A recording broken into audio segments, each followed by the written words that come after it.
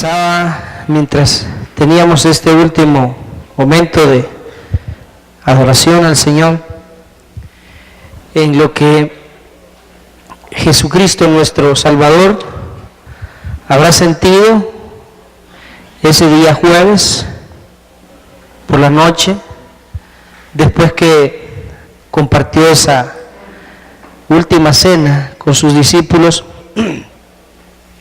entendiendo que Jesús sabía lo que se venía. Amén. Imagínese que usted supiera esta noche que mañana una turba de gente enardecida lo va a humillar públicamente, lo va a llevar desnudo por Zaragoza, lo van a golpear, humillar y que al final lo van a terminar crucificando. ¿Cómo se sentiría de saber que mañana le va a suceder eso?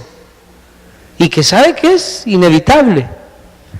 Jesús sabía eso. Y el Evangelio de Lucas nos narra cómo fueron esas últimas horas de la vida humana de Jesucristo, nuestro Señor. Yo quisiera que leyéramos esa parte. Tiene relación con el tema que yo voy a compartir. Lucas 22, del 39 hasta el final del capítulo. Todo el capítulo 22 habla de esa última noche de Jesús con sus discípulos. Hablamos antes que cuando Él celebró la Pascua con ellos. Pues esa misma noche, estos acontecimientos son de esa misma noche, después de la cena. En la cena se dieron algunas cosas que las menciona también el capítulo 22. Y dice el verso 39. Y saliendo, esto fue después de la cena pascual, saliendo se fue como solía. ¿Qué solía entonces Jesús hacer? ¿Ven?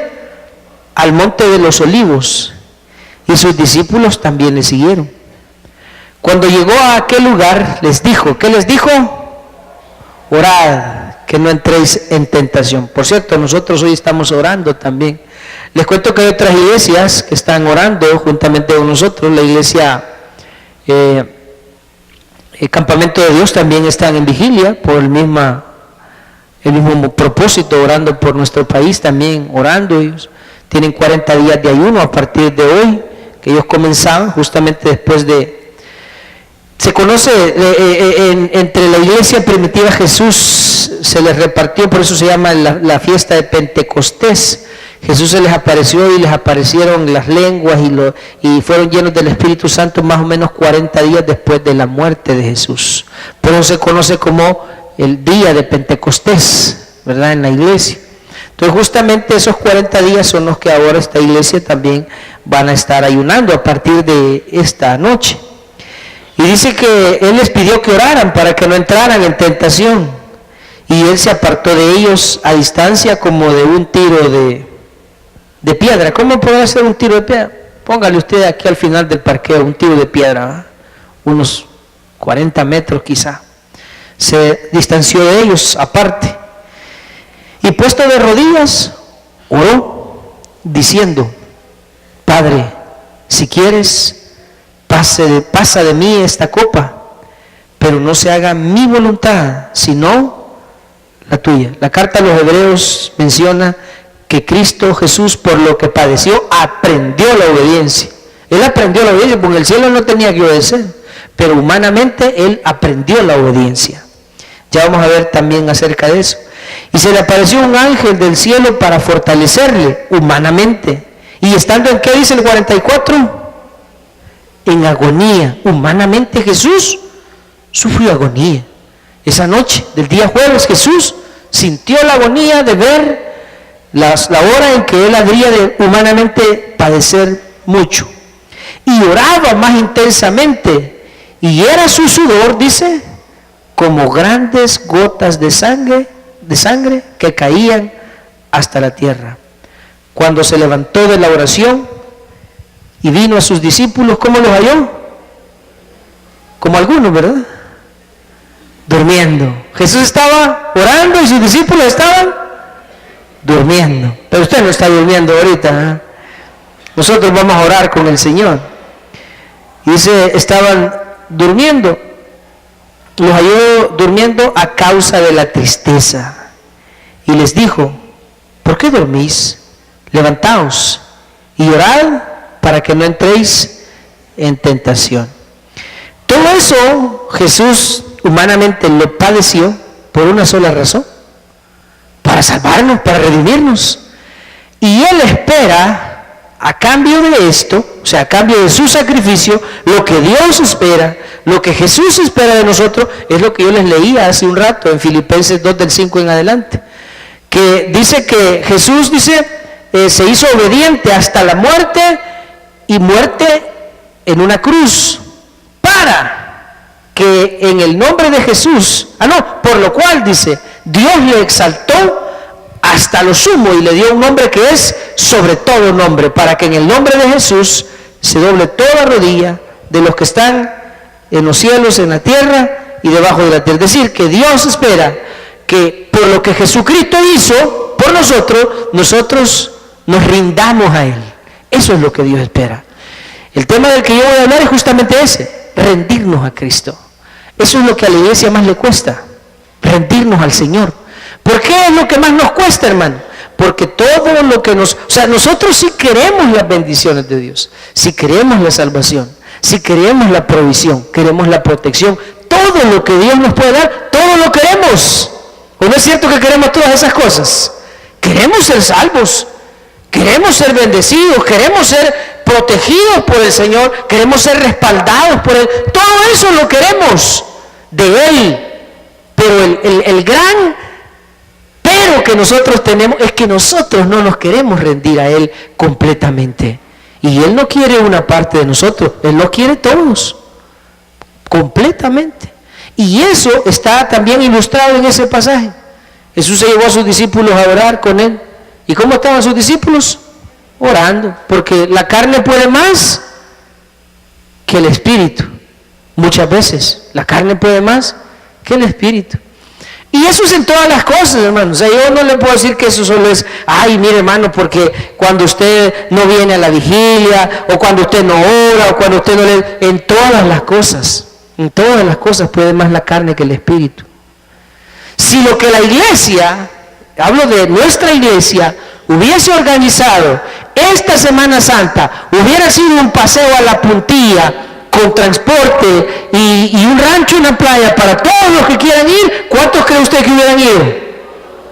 Unos 800, se lo aseguro. Le apuesto mis ojos que hubieran ido, hasta invitados que no son cristianos hubieran traído. Así nos pasó una vez que hicimos un viaje a la playa.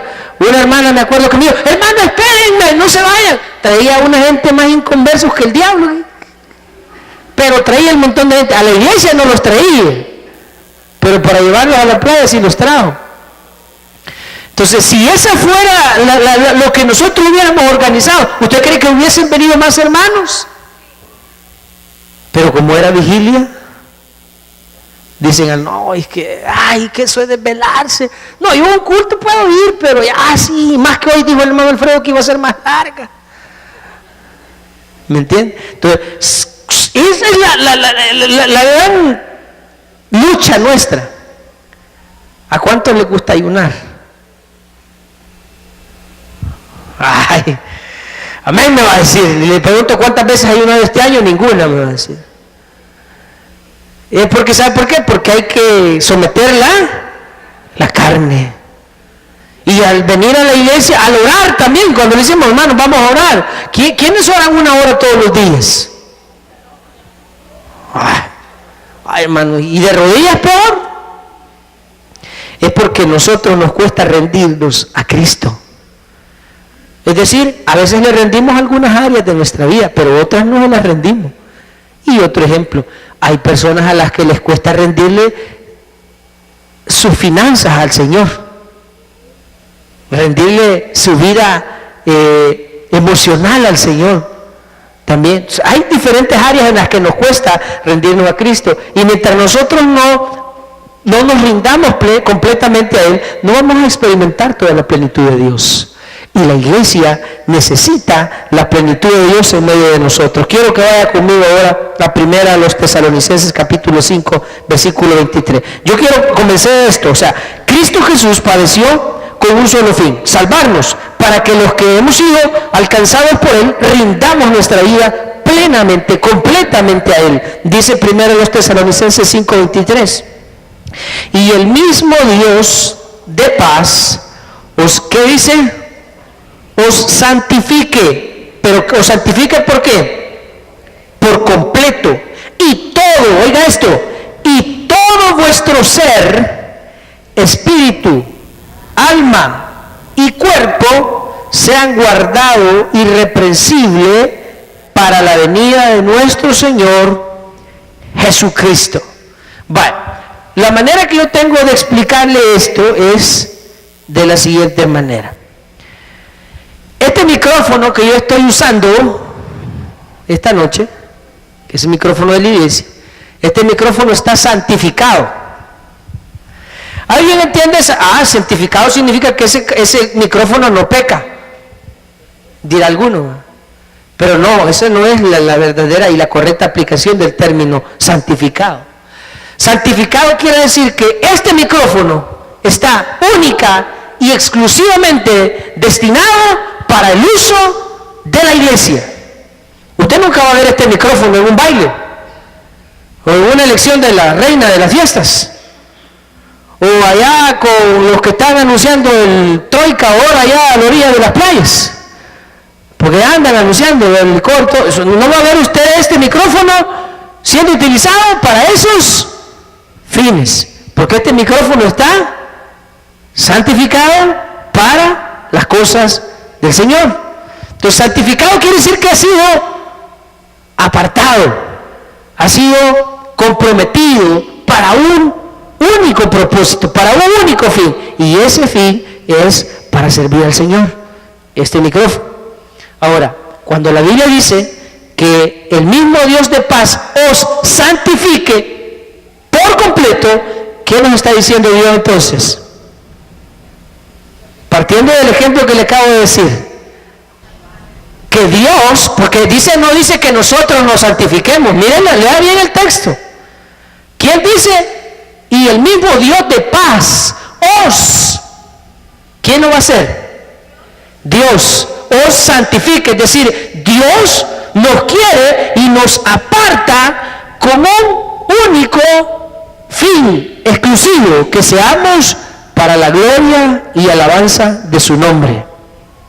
Es decir, en otras palabras, que usted y yo ni siquiera deberíamos de pensar si debemos o no estar en la presencia de Dios. Le voy a poner otro ejemplo. La ropa que usted anda puesta es suya, ¿verdad? ¿Sí? Y los zapatos que usted anda puestos son suyos. ¿Sí? ¿Se imagina usted que esas prendas que usted anda puestas ahora, hoy que usted había dispuesto a venir a la casa de Dios esta noche a la vigilia, a la hora que usted se quería vestir, sus prendas le dicen, discúlpame, pero yo hoy no voy a ir a la iglesia? Y sus zapatos le hubieran dicho a la hora que usted se los iba a poner, mira, Oscar, guardado, te vas a ir descalzo, viejo, porque yo hoy estoy de vacaciones y no voy a ir a la iglesia. Y lo mismo le hubiera dicho el pantalón, y todos sus pantalones se ponen en huelga y le dicen, mira, hoy no vamos a ir a la iglesia, te vas a ir chulón. ¿Se imagina usted algo así? Es ridículo, ¿verdad? Ahora, si la Biblia dice que usted y yo somos de Dios y Él nos santificó para Él, ¿dónde deberíamos de estar nosotros?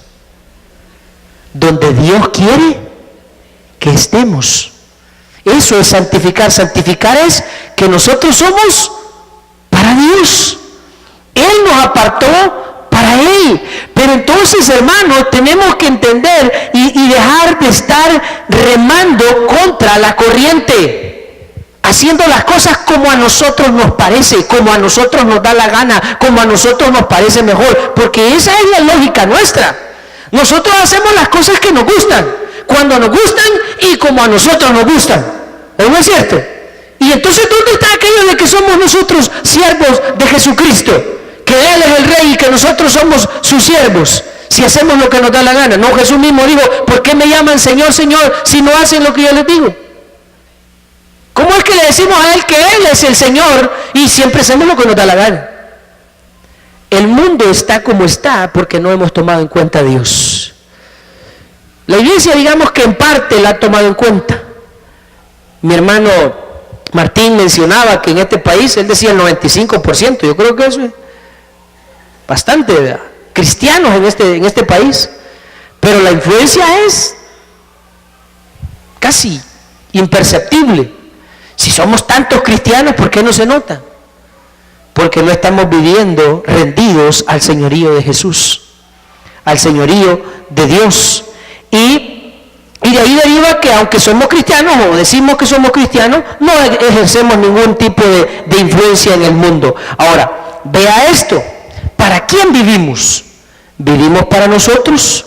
¿Vivimos para Dios o vivimos para nosotros? La Biblia dice, en 1 de Juan, capítulo 2, versículo 15, ahí está en pantalla, ¿qué fue lo que Dios nos pidió o nos pide en ese pasaje? No améis al mundo, ni las cosas que están en el mundo. Si alguno ama al mundo, entonces el amor del Padre no está en él. Eso se complementa con aquel pasaje en el que Jesús dijo que no se puede servir a dos señores. No podéis servir a Dios y a las riquezas. No se puede. O sea, si se ama una cosa, se aborrece la otra. No se puede amar a dos cosas, o en este caso no se puede amar a Dios y al mundo. Eso es lo que Jesús dijo. Entonces no amen al mundo. Jesús dijo, si ustedes aman al mundo, entonces no me aman a mí. Y el gran problema nuestro es que aunque decimos que somos cristianos, seguimos amando las cosas del mundo. Y lo que tenemos que hacer es rendirnos al Señor.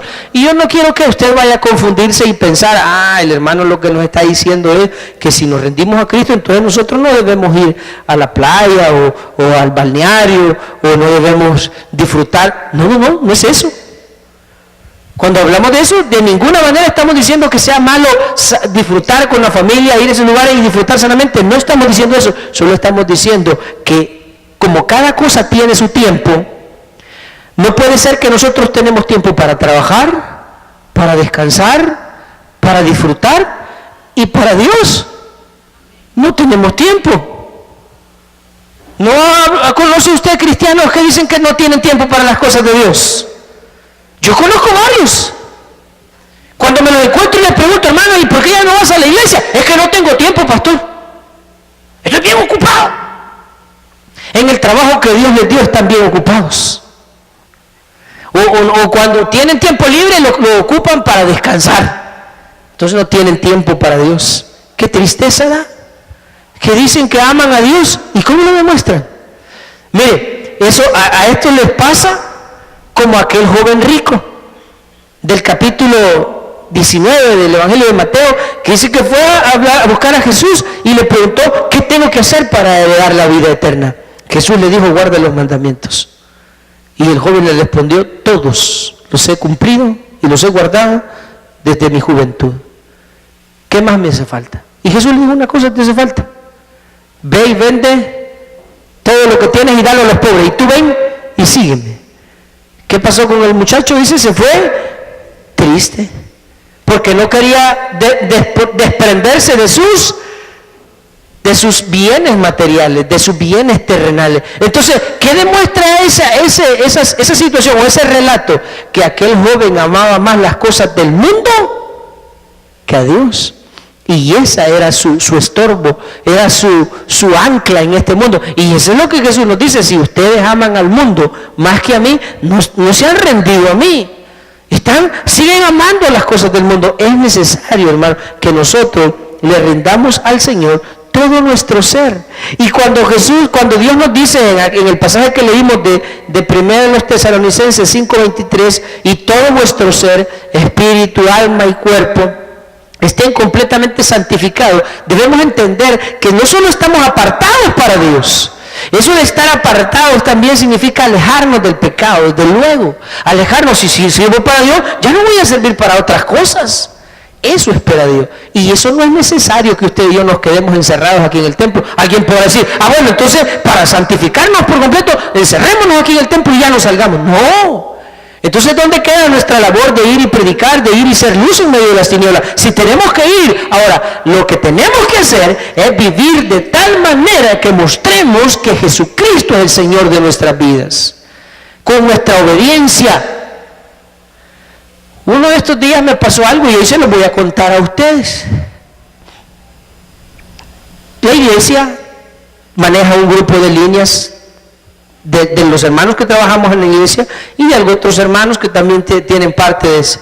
En estos días se hizo una renovación de las líneas telefónicas y a los hermanos les entregan sus teléfonos nuevos, ¿verdad?, por un contrato de varios meses. Pues fíjense que por un error a la hora de escribir los números, se fueron 2 números repetidos en la lista. Y no sé qué pasó, nosotros no nos percatamos que iban repetidos los números en la solicitud, un plan con un teléfono muy bonito, que cada teléfono costaba alrededor de $250. Y nos dieron 2 teléfonos de más, nuevecitos. Y nosotros nos percatamos hasta que los estábamos repartiendo, que nos dimos cuenta que los mismos números 2 veces, o sea, 4 teléfonos, vayan, sobran 2 teléfonos. Ahí los tuve yo, un par de días. Después, le voy a decir, se me cruzó por la mente quedármelo. No, empecé estos 2 teléfonos, ¿quién me va a regalar 2? Y a esta empresa no le van a hacer falta. Si esa empresa. Y no se dieron cuenta, nadie me dijo nada. Ahí no estuve unos días. Pero de ahí me dijo el Señor, bueno, ¿y que no sos cristiano vos? Lo correcto sería que los devolvieras. Señor, pero no les hacen falta. Yo negociando con el Señor, ¿verdad? Y te voy a echar el diezmo, Señor, si los vendo. Pero el Señor me redarguyó y me dijo, tenés que devolverlo. Así que le hablé a la señora que nos atiende y me recibió un día y le llegué y le dije, mire, fíjese que aquí hubo un error nuestro y error también de la empresa porque no se percataron que nos renovaron 2 veces la misma línea. Entonces nos dieron 2 teléfonos de más. Aquí están, le dije, están intactos en sus paquetes, no les hemos hecho nada. No estoy exagerando, quedó sorprendida. Y me dijo, wow, me dijo, gracias, me dijo. Bueno, ahora, yo sí le voy a pedir, le dije, porque yo dije, puede ser que yo los devuelva y ella de animales se los lleva, ¿verdad? Pues sí, porque podía ser, porque este mundo lo regresó, pero yo sí me lo llevo. Entonces, por favor, entréguenme una hoja en la que va a constar que yo le devolví a la empresa esos 2 teléfonos, para que no vayan a decir después que yo me los clavé. Y me hizo una nota ahí, ¿verdad?, que yo había devuelto esos 2 teléfonos. Lo que quiero decirles con esto, hermano, es que yo pude haberme los quedado, pero no me iba a sentir bien con el Señor, de saber que había hecho algo incorrecto. Entonces yo fui y le devolví los teléfonos a la señora. Alguien me dice, no, hombre, qué dundo, y se los hubiera quedado, si aquí ni cuenta se iban a dar. Pues sí, pero nosotros somos llamados a ser luz en medio de la oscuridad. Eso es lo que me estoy refiriendo. Somos llamados a ser el ejemplo, que toda nuestra vida se rinda al Señor. No solo una parte, sino todo de nuestra vida esté apartado del mal. Y eso es lo que Jesús nos está pidiendo. Hermano, ¿por qué vengo a hablar yo de estas cosas? Fíjese que con los pastores nos pusimos de acuerdo de los temas que hablamos.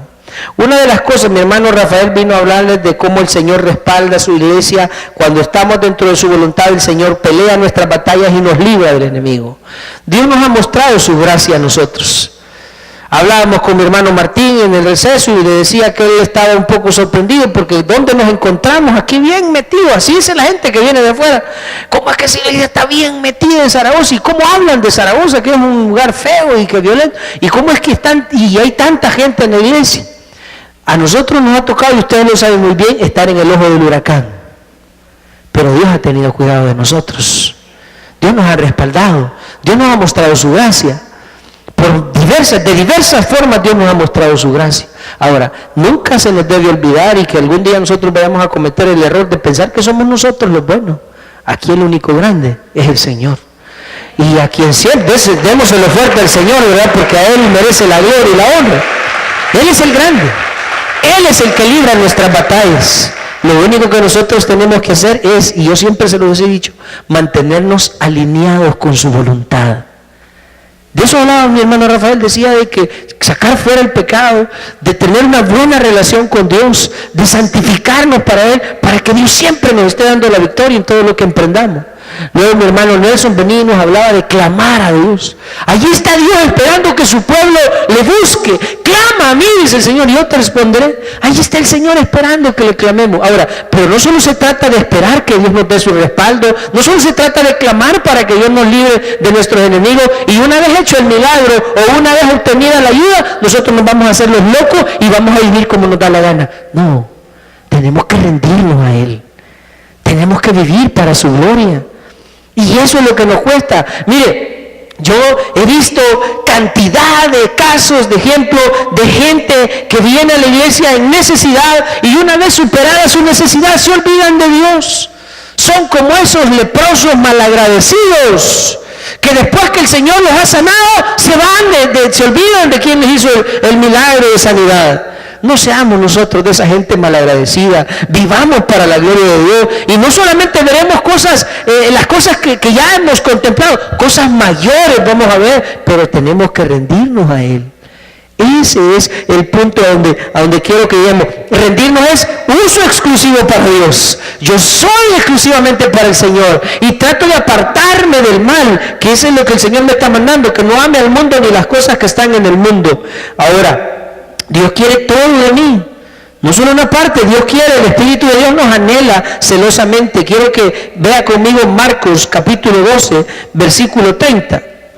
Veamos lo que dice Marcos 12, 30. ¿Cuál es el primer mandamiento de todos, hermanos? ¿Cómo dice? Y amarás al Señor tu Dios. ¿Con qué lo tengo que amar? Con todo el corazón, con toda tu alma, con toda tu mente y con todas tus fuerzas. Este es el principal mandamiento. El principal, el más importante de todos los mandamientos es entregarle toda mi vida al Señor, porque eso significa amarlo, ¿eh? Me preguntaba a mi hija, porque el hermano Nelson daba una definición de clamor. Me preguntaba el término vehemencia. ¿Qué es vehemencia? O sea, un clamor vehemente. Vehemente, le dije, es cuando uno pone todo su sentimiento. Cuando uno pone muchas ganas a lo que está haciendo.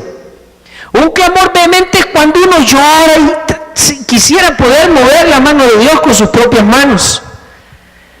Cuando el Señor dice que quiere que le amemos con todo el corazón, con toda la mente, con todas las fuerzas y con toda el alma, el Señor está pidiendo que nosotros le demos a Él todo lo que tenemos.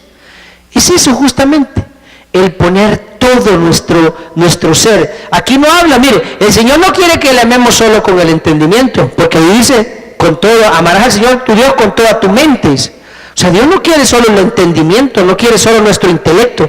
Dios quiere todo nuestro corazón. ¿Qué significa eso? Dios quiere nuestros sentimientos y quiere nuestros pensamientos también.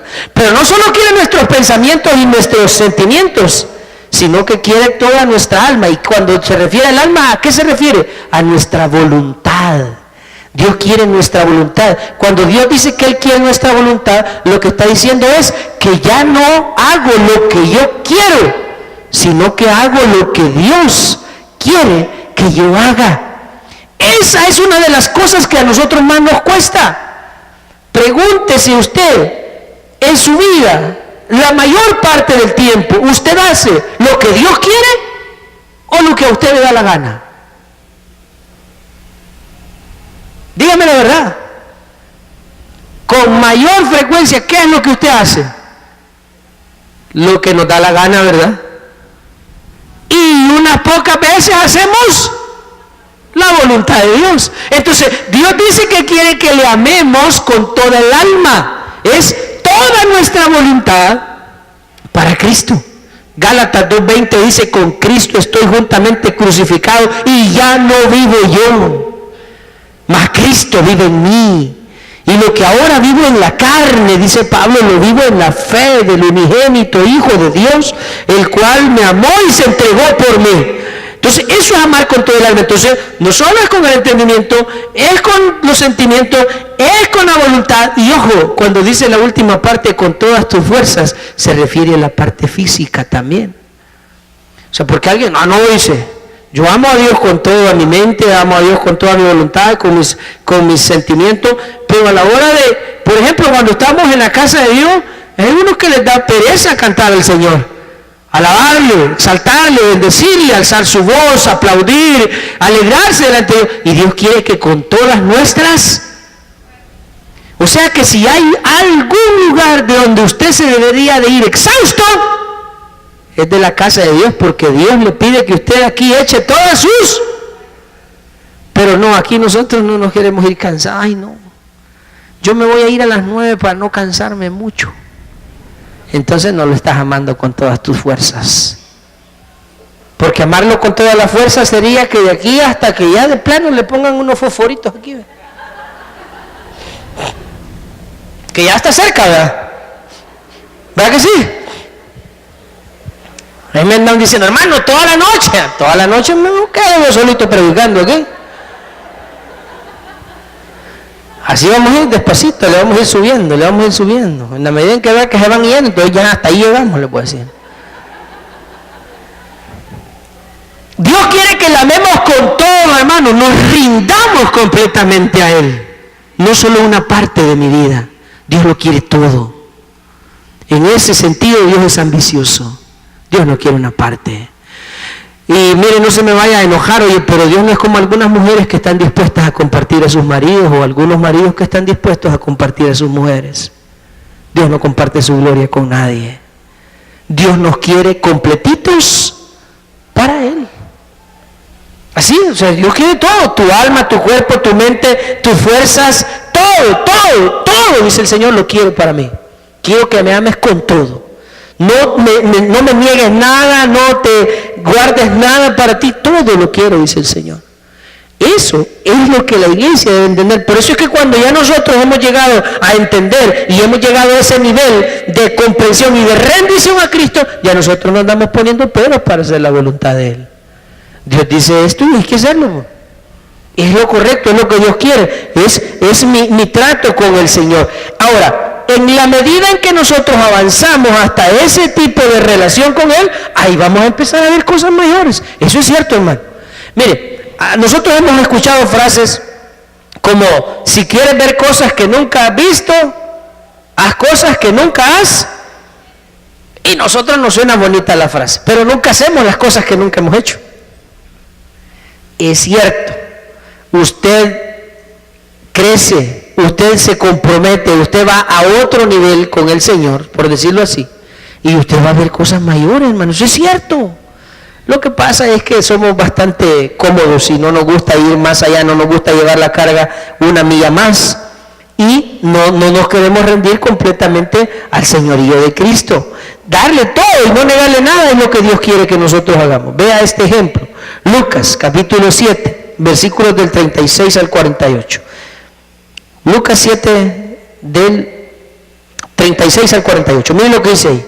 Este ejemplo de esta mujer, así deberíamos de ser nosotros. Dice que llegó una mujer. Jesús fue a la casa de un fariseo. Simón era su nombre. Y dice, fue a la casa a comer con él. Dice, uno de los fariseos rogó a Jesús que comiese con él. Y habiendo entrado en casa del fariseo, se sentó a la mesa. Entonces una mujer de la ciudad, que era pecadora, ¿cómo era la mujer? Al saber que Jesús estaba en la mesa en casa del fariseo, trajo un frasco de alabastro con perfume. Otro pasaje paralelo en otro de los evangelios dice que era un perfume de gran precio, o sea, muy costoso. Y estando detrás de él, a sus pies, llorando, comenzó a regar con lágrimas sus pies y los enjugaba con sus cabellos y besaba sus pies y los ungía con el perfume. Trate de imaginárselo. Jesús sentado a la mesa. Hola. A mí no, dice el hermano. Sí, imagínense, Jesús sentado ahí, no, bueno, no sé si era la mesa o en el piso que comía, y la mujer llegó por detrás y empezó a besar los pies de Jesús. Para besar los pies, ¿cuál era la posición que tenía que hacer? No iba a poner a Jesús de cabeza, ¿verdad? Para besarle los pies, ¿qué tuvo que hacer ella? Tenía que agacharse, que eso no es agacharse, eso estaba tirada en el piso. ¿Cómo de otra forma le va a besar los pies a usted a alguien? Y ella le empezó a besar los pies y lloraba la mujer a los pies de Jesús. Imagínense, era una mezcla de lágrimas, de perfume, porque dice que con sus lágrimas regaba sus pies. Y me imagino a la mujer besando sus pies, llorando, y con el perfume, que era lo que probablemente ella había dado mucho dinero por él, había gastado quién sabe cuánto, y estaba ungiendo los pies de Jesús. Y dice que con sus cabellos los estaba secando. Eso estaba haciendo la mujer a los pies de Jesús. Claro, nosotros ya no tenemos a Jesús y usted no le va a hacer esto a otra persona, pero yo le pregunto, ¿cuándo fue la última vez que usted tuvo una actitud como esa con Jesús? ¿Cómo es eso, hermano? ¿Sí? ¿Cuándo fue la última vez que usted lloró, se postró, se humilló, suplicó a Jesús en su presencia, a solas con Dios? ¿Cuándo fue la última vez? Quizás ya era mucho, ¿verdad? Pues esta mujer lo hizo y dice luego, el 39, cuando vio esto el fariseo que le había convidado dijo para sí, este tonto en vez de aprender, seguir el ejemplo, dice, se puso a cuestionar lo que la mujer hacía. Si fuera profeta conocería quién y qué clase de mujer es la que le toca, que es pecadora. Entonces respondiendo Jesús le dijo, Simón, una cosa tengo que decirte. Y él le dijo, di, maestro. Un acreedor tenía 2 deudores, el uno le debía 500 denarios y el otro 50. Y no teniendo ellos con qué pagar, perdonó a ambos. Dime pues, o di pues, ¿cuál de ellos le amará más? Respondiendo Simón dijo, pienso que aquel a quien perdonó más. Y él le dijo, rectamente has juzgado. Y vuelto a la mujer dijo a Simón, ¿ves esta mujer? Entré en tu casa y no me diste agua para mis pies, mas ésta ha regado mis pies con lágrimas y los ha enjugado con sus cabellos. No me diste beso, mas ésta desde que entré no ha cesado de besar mis pies. No ungiste mi cabeza con aceite, mas ésta ha ungido con perfume mis pies. Todo lo hizo en sus pies, con sus pies le lavó, con sus lágrimas le lavó los pies, en lugar de besar en la mejilla le besó los pies, en lugar de ungir su cabeza le ungió sus pies con el perfume. Por lo cual te digo, dice el 47, que sus muchos pecados le son. ¿Por qué razón dijo que sus muchos pecados le son perdonados? Jesús dio la razón. ¿Qué dice ahí? Porque amó mucho. Mas aquel a quien se le perdona poco, poco ama. Entonces esa mujer, ¿cómo amaba al Señor? Y por eso estaba allí rendida a sus pies. Yo le voy a preguntar a usted esta noche, no de parte mía, sino de parte de Dios. ¿Y usted cuánto ama al Señor? ¿Como el fariseo que lo invitó a su casa a comer? ¿O como la mujer pecadora que regó con lágrimas sus pies, los besó, los secó con su cabello y los ungió con un perfume que valía mucho? Si usted quiere verlo, esa mujer no escatimó en gastar aquello que era, ¿para quién? Para el Señor. Se humilló ante Él, a sus pies, rendía a sus pies. Y Jesús le dijo, ¿sabes qué? ¿Quién crees que amará más, al que se le perdonó poco o al que se le perdonó mucho? Pues al que se le perdona mucho. Pues así nosotros, hermanos, no sé usted, hablo por mí, a mí el Señor me perdonó mucho, muchísimo me ha perdonado el Señor. Y yo por eso digo y me recuerdo cada vez que puedo que yo no tengo otro lugar más a donde ir que no sea a los pies del Señor. Ahí quiero permanecer el resto de mi vida terrenal, porque sé que la eternidad la voy a pasar junto con Él en su presencia. Pero mientras ese día llega, que yo me reúna con Él eternamente, yo quiero estar rendido a sus pies. Ese es el punto de esta noche. No hacer lo que yo quiero, lo que yo digo, lo que a mí se me antoja, sino aquello para lo cual fui escogido por el Señor. Hermanos, entender que usted y yo fuimos creados para su gloria, le pertenecemos a Él, es clave para rendirnos a Cristo. Mire, vea conmigo, 4 citas quiero que vea y con esto termino. El Proverbios 16:4, solo lo vamos a leer, para que tengamos claro que usted y yo fuimos creados para Él, y por eso tenemos que estar rendidos a Él. Dice el Proverbios 16:4, solo la primera parte. ¿Cómo dice? Todas las cosas ha hecho Dios. ¿Para qué las hizo? O sea que Dios nos hizo a usted y a mí, ¿para quién? Para Él mismo. Todas las cosas hizo Dios para sí mismo. O sea que usted y yo fuimos creados para Él, para su gloria. Vea lo que dice Isaías 43:7.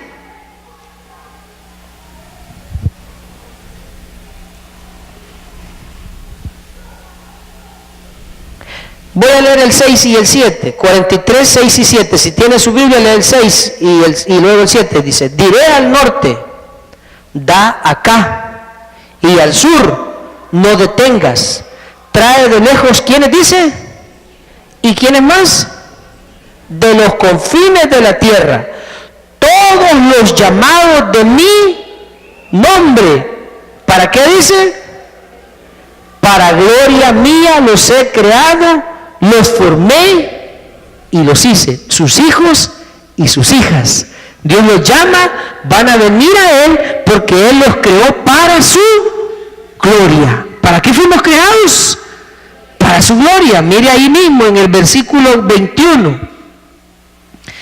Este pueblo he creado para mí. Así dice el versículo 21 del mismo capítulo. Este pueblo he creado para mí, mis alabanzas publicará. Este pueblo, dice el Señor, he creado para mí. Está hablando de nosotros, o sea que nosotros fuimos creación suya y fuimos creados para Él. Y dice en Romanos capítulo 11, versículo 36, porque de Él y por Él y para Él son todas las cosas. A Él sea la gloria por los siglos. O sea que usted y yo fuimos creados para Él. Y Apocalipsis capítulo 4, versículo 11, es la última cita. Dice, Señor, digno eres de recibir la gloria y la honra y el poder, porque tú creaste todas las cosas y por tu voluntad existen y fueron creadas. Él es digno de recibir toda la gloria y la honra porque Él creó todas las cosas y fuimos creados para Él. Hermano, quiero terminar con esto. Dios hizo su sacrificio, más bien envió a su Hijo a sacrificarse, no por todos, ya hemos entendido eso, que Jesús vino a morir por las ovejas perdidas, por las ovejas perdidas, porque Él vino a buscar y a salvar lo que estaba perdido. Ya dijimos y hemos entendido que Jesús no vino a salvar cabras. Jesús vino a salvar ovejas. Las cabras siempre serán cabras y las ovejas siempre serán ovejas, solamente que estaban perdidas.